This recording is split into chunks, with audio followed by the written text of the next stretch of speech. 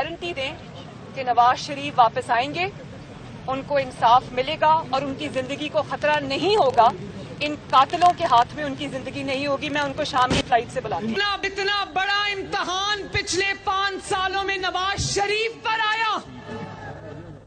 क्या नवाज शरीफ एक दिन भी घबरा कर छुप गया? उसने अपने कारकुनों को अपनी ढाल नहीं बनाया। मेरे बच्चों, उसने आपको ढाल नहीं बनाया। उसने आपको सड़कों पे डंडे खाने के लिए नहीं छोड़ा।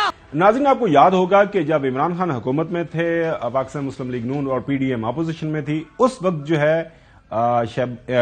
नवाज शरीफ साहब की जिंदगी को खतरात को लेके मरियम साहिबा का भी एक बयान था, उनके जो खदशात थे, सुने जरा। ये गारंटी दें कि नवाज शरीफ वापस आएंगे, उनको इंसाफ मिलेगा और उनकी जिंदगी को खतरा नहीं होगा। इन कातिलों के हाथ में उनकी जिंदगी नहीं होगी। मैं उनको शाम की फ्लाइट से बुलाती हूं। देखें, बहसियत पार्टी उन्होंने फैसला किया, मुल्क से वो चले गए एक स्टाम्प पेपर के ऊपर एश्योरेंस दे के। अब वो समझते हैं कि उनको मुल्क के अंदर खतरात हैं, वो मुल्क के अंदर वापस नहीं आ रहे।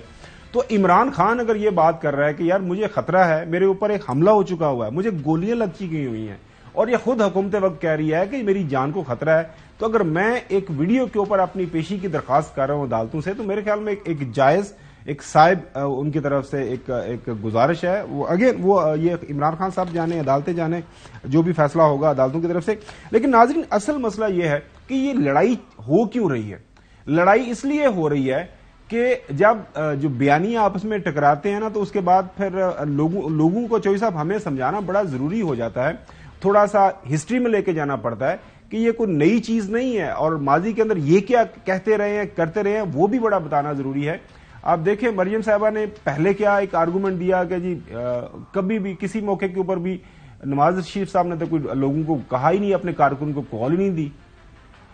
जितना बड़ा इम्तिहान पिछले 5 सालों में नवाज शरीफ पर आया, क्या नवाज शरीफ एक दिन भी घबरा कर छुप गया? उसने अपने कारकुनों को अपनी ढाल नहीं बनाया। मेरे बच्चों, उसने आपको ढाल नहीं बनाया। उसने आपको सड़कों पे डंडे खाने के लिए नहीं छोड़ा। लेकिन जो हर लीडर, पॉलिटिकल लीडर होता है नाज़रीन, वो अपने वर्कर्स, सपोर्टर्स को कॉल देता है। वैसे खावर गवर्नमेंट साहब जी जो साहब, अनफॉर्चुनेटली ਤੁਹਾਡਾ ਜਿਹੜਾ ਪਿੰਡ ਹੈ, your village is very close to the place where Imran Khan was attacked to take his life। बिल्कुल सही। असैसिनेशन जो हुई कोशिश, वो तो अल्लाह ने बचा लिया। तो ये 4 गोलियां मेरा ख्याल है मरियम साहबा के किसी लीडर को लगे, इमरान खान को नहीं लगी। अल्लाह साहब को महफूज रखे। लेकिन नाजरीन, जब नवाज शरीफ साहब, आपको पता है, वो इक़्तिदार से बाहर हुए, उसके ऊपर उनकी अपनी एक दलील थी, आर्गूमेंट था, मेरे साथ नाइंसाफी हुई है। उन्होंने कहा जी मेरे कारकुन, जब भी मैं आपको कॉल दूं तो फिर आपने क्या करना? लोगों ने खरीदा वो आर्गूमेंट। नहीं, लेकिन हम बात कर रहे हैं कि पॉलिटिकल लीडर्स जो है वो, अब ये तो कॉल तो दी जाती है ना, लेकिन कॉल लोगों ने सुनी नहीं सुनी, ये इसकी जो है हमारे पास भी एक याद दहानी भी करवानी है, और आपको दिखाएंगे कि किसकी कॉल सुनी गई और किसकी कॉल नहीं सुनी गई। जी, और जो मैं हदायत दूं, जहां से भी मैं हदायत दूं, उन हदायत पे आपने अमल करना है। बोलो मेरे साथ, वादा करो।